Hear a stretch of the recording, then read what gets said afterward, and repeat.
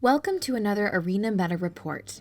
Dual class Arena has ended, and we are back to singular classes with the same sets. For those who skipped out on the mayhem, Arena currently has all the wild sets in rotation. This means even the basic and class sets are excluded from play. During dual class, Arena saw 3 times more class cards even though people complained about neutral stone. Right after dual class ended, the 3 times class card bonus still existed and led to an extremely imbalanced meta.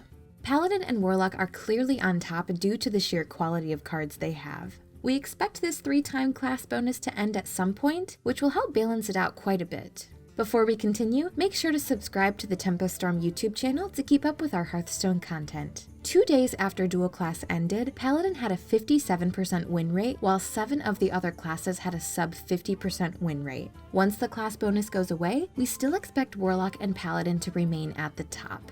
These 2 classes would need some penalty and certain game-winning cards to affect their win rate. Let's look at Paladin. The class has premium cards at all points of the game. In the early game, Lost in the Jungle, Righteous Protector, and Shielded Minibot are the best drops for their mana cost. The class has a bunch of weapons on turn 3 that fill different purposes. Muster for Battle gives them board control dominance, Unidentified Maul has a bunch of flexibility, Rallying Blade can deal that pesky 3 damage against snowbally 2-drops, and Coghammer is just a broken card no matter when you play it. In the mid game, they can buff their minions and play more snowball minions. In the late game, Vinecleaver and Grime Street Protector can end games, and to top it all off, they have access to a common flexible swingy effect in the Keeper of Uldum.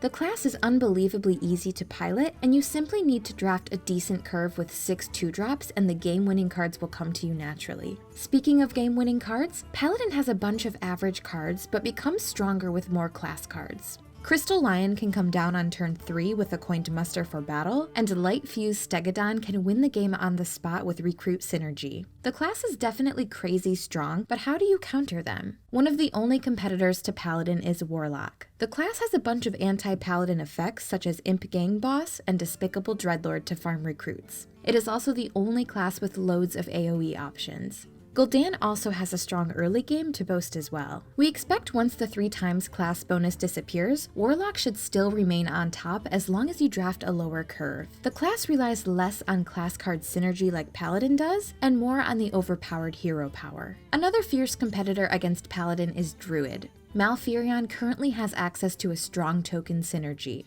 The neutral pool set is filled with minions such as Firefly, Haunted Creeper, Egg Napper, and Piloted Shredder. Druid has a lot of early game that synergizes with the strategy as well. The idea is to draft a deck filled with early game options from turn 1 to turn 3. Cards over 3 mana need to have strong impact such as Savage Combatant, Spreading Plague, and Ultimate Infestation. Here's a 12-win deck our arena expert Tachi drafted. This is an extreme example of how light the curve can be. Spreading Plague in this deck was still pretty good because you face aggro yourself at higher wins. Right after this run, we were able to draft a less aggressive curve, but it also went 10 wins.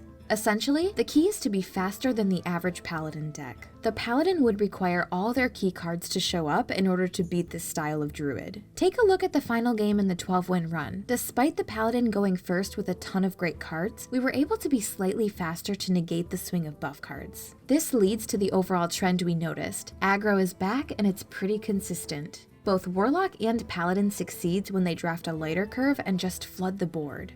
Warlock is an exception because it is just as good at being aggressive and anti-aggressive. It's the only class that boasts a strong early game and a versatile set of control tools. We can pinpoint the return of aggro due to the lack of AoE and efficient removals in the pool. For example, Mage lost a lot of options without the Evergreen set. Without Flamestrike and Blizzard, the class has very little options to stabilize. Traditionally, players often attempt to draft heavy with Mage, which is why the class is suffering in win rate even more. By competing early on and drafting lighter, the Mage will have a better outcome. However, the early game is definitely weaker than the other 3 classes we talked about earlier. Mage often needed to rely on the heavy hitters from turn 6 and 7, with Faceless Summoner and Firelance Portal to have the finishing power. For Priest, the story is a bit different. The class certainly has access to AoEs, but they're not seen commonly. Spirit Lash is their only common option, but it only specifically counters a wave of 1/1 recruits. Unlike Mage, Priest has a much better early game. Potion of Madness and Cabal Talon Priest can easily run away with games, and there are a bunch of buff options to snowball on the board.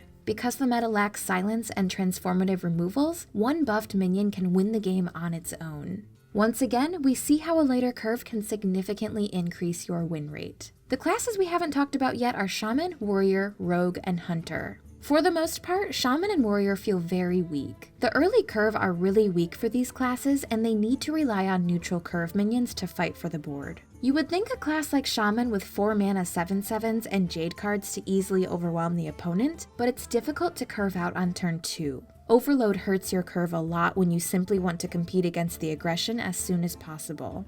Warriors suffer the same issue. Deathbite and Fool's Bane are great tempo removals, but they come up a bit too late if your opponent starts the board earlier. Rogue and Hunter also feels fairly weak. Rogue has very poor card quality and lost the tools to truly compete against early game aggression. At the same time, it lost Sap and Kidnapper to counter Spike Ridge Steed. The hero power is the only thing it has going for the class. Once the 3x class bonus leaves, we can see Rogue getting stronger again. You will no longer see a bunch of weak cards in their pool, and boy do they have a lot of them. Hunter is a lot like Rogue. The amount of bad class cards far outweigh the good ones. If you look at their premium cards, Flanking Strike, Candle Shot, and Crackling Razor Maw makes up your best cards. It goes downhill really quickly. Call of the Wild, Crushing Walls, and Piranha Launcher are great epics, but they're epics. You can certainly try to draft a really aggressive deck, but tons of classes do it better. This wraps up our report of the current meta. Without the evergreen sets, we clearly see a loss of class identity. Mage can no longer play control, Hunter is no longer the best at aggression, and Rogue has a very weak tempo game. Hopefully as time progresses, these classes will find a new identity. Addressing the class bonus will certainly fix some issues, but we will likely be seeing a strong Warlock and Paladin dominance until the next expansion. Thank you for watching our Arena Meta Report. Make sure to leave a like and subscribe to the channel to keep up with our Hearthstone content. See you next time!